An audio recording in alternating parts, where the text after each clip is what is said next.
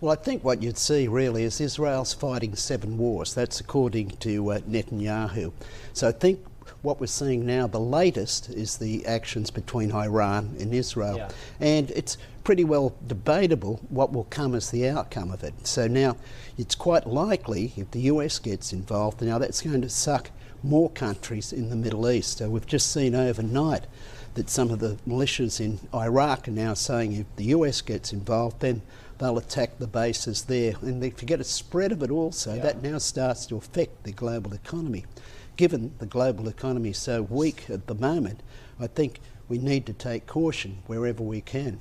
Again, I'm going to be robust in my response, if I may. The US is already involved. Now, okay, B-3 bombers are not dropping bunker busters on Pickaxe Mountains, what have you.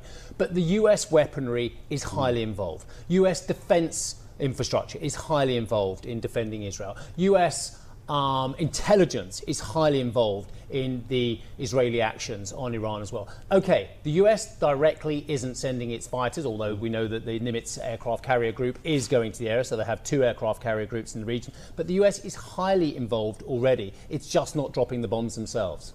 Well, there's a big difference between supplying weapons, which many, many countries do to Israel, and another one with actually putting your troops on the ground and fighting.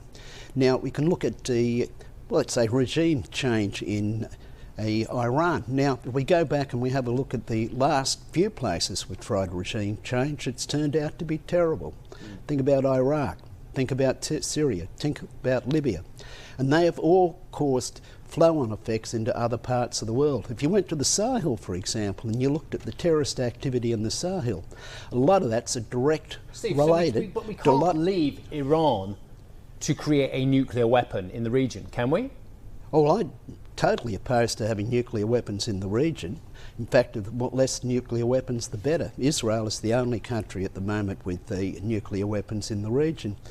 But according to the International Atomic Energy Agency, they think they're a few years away. Even US intelligence is saying that. So do we need to start a war now? Maybe not. So to the point as to what happens over the next fortnight, we've got about a 2-week window effectively where negotiations happen or a decision is made to press the button after the formal plans of a strike on Iran have been approved by the president. What do you make of what could happen in back channels behind the scenes? Well, I think it's difficult to know. I think the world's guessing at where President Trump's mind's at. And I think if you look inside Magna, you'll find that maybe half the members there of his core constituency are opposed to further foreign engagements. But on the other hand, there's a very, very strong element within his camp too, which is very pro-Israel. So at this stage, it's hard to know. It's hard to know. But what I would hope is that all sides pull back, because the outcome of war is horrific. Just look at Gaza. You mentioned some of the actors behind the scenes in terms of the Supreme Leader and what could be taking place if there is regime change. And there is a view that the Revolutionary Guard has been fairly strong and pivotal in keeping the Supreme Leader in place.